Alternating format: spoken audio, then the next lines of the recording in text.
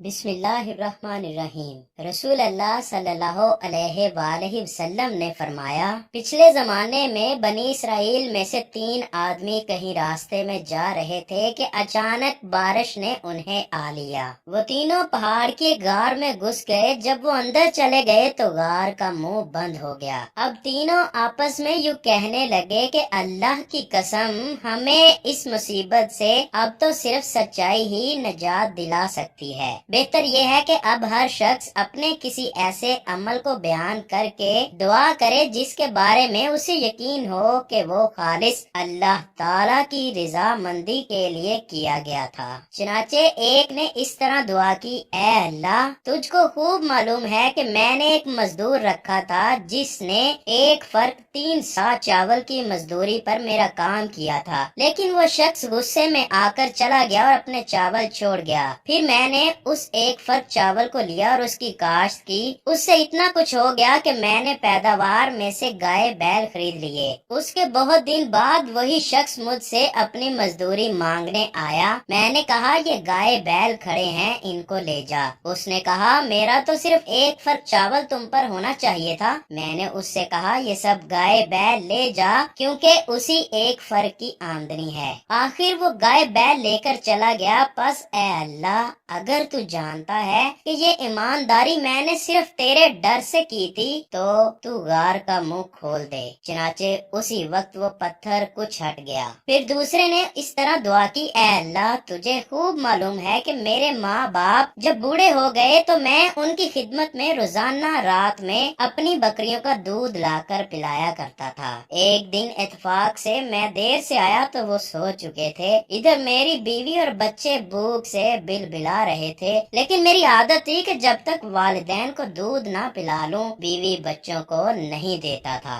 مجھے انہیں بیدار کرنا بھی پسند نہیں تھا اور چھوڑنا بھی پسند نہ تھا، کیونکہ یہی ان کا شام کا کھانا تھا اور اس کے نہ پینے کی وجہ سے وہ کمزور ہو جاتے۔ بس میں ان کا وہیں انتظار کرتا رہا یہاں تک کہ صبح ہو گئی۔ بس اگر تیرے علم میں بھی میں نے یہ کام تیرے خوف کی وجہ سے کیا تھا تو ہماری مشکل دور کر دے۔ اس وقت وہ پتھر کچھ اور ہٹ گیا اور اب آسمان نظر آنے لگا۔ پھر تیسرے شخص نے یوں دعا کی، اے اللہ، میری ایک چچا زاد بہن تھی جو مجھے سب سے زیادہ محبوب تھی۔ میں نے ایک بار اس سے صحبت کرنی چاہی، اس نے انکار کیا، مگر اس شرط پر تیار ہوئی کہ میں اسے 100 اشرفیاں لا کر دوں۔ میں نے یہ رقم حاصل کرنے کے لیے کوشش کی، آخر وہ مجھے مل گئی تو میں اس کے پاس آیا اور وہ رقم اس کے حوالے کر دی۔ اس نے مجھے اپنے نفس پر قدرت دے دی۔ جب میں اس کے دونوں پاؤں کے درمیان بیٹھ چکا تو اس نے کہا کہ اللہ سے ڈر اور مہر کو بغیر حق کے نہ توڑ۔ میں یہ سنتے ہی کھڑا ہو گیا اور 100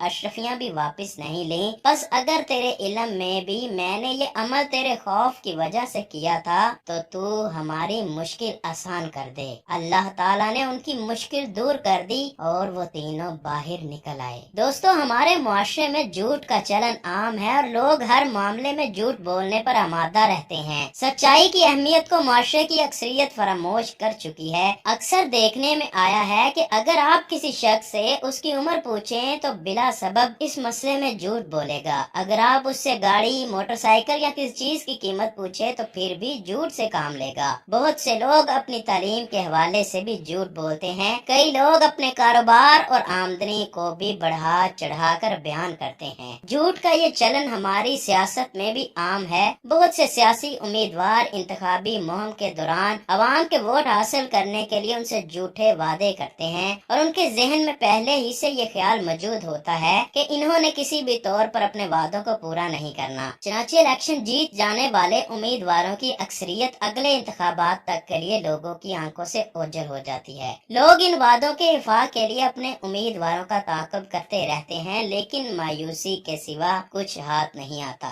ہمارے معاشرے میں بہت سے لوگ سادہ لوہ لڑکیوں کو شادی کا جھانسا دے کر ان کے مال اور عزت تک سے کھیل جاتے ہیں اور بعد ازاں اپنی کسی بھی بات کو پورا کرنے کے لیے آمادہ نہیں ہوتے۔ اس جھوٹ کی وجہ سے بہت سے لوگوں کی زندگی تاریک ہو جاتی ہے اور بہت سے معاشرتی المیوں کو دیکھنے کا موقع ملتا ہے۔ بہت سے کاروباری لوگ لین دین کے معاملے میں ایک دوسرے کے ساتھ جھوٹے وعدے کرتے ہیں۔ ان وعدوں کا مقصد کسی کی رقم واپس پلٹانے کی بجائے فقط وقت گزارنا ہوتا ہے، جس کی وجہ سے پیسے کا تقاضا کرنے والا ہر طریق پر ایک نئی امید کے ساتھ پیسے کے حصول کے لیے پہنچتا ہے اور وعدہ پورا نہ ہونے پر جھنجھلاہٹ اور مایوسی کا شکار ہو جاتا ہے۔ ہمارے معاشرے میں لوگوں کی اکثریت اس حقیقت کو پہچاننے سے قاصر ہے کہ سچائی میں بہت زیادہ برکت اور جھوٹ میں سراسر نقصان ہی نقصان ہے۔ اللہ سے دعا ہے کہ وہ ہمیں ہر حال میں سچ بولنے کی توفیق عطا فرمائے اور ہمیں نبی مکرم صلی اللہ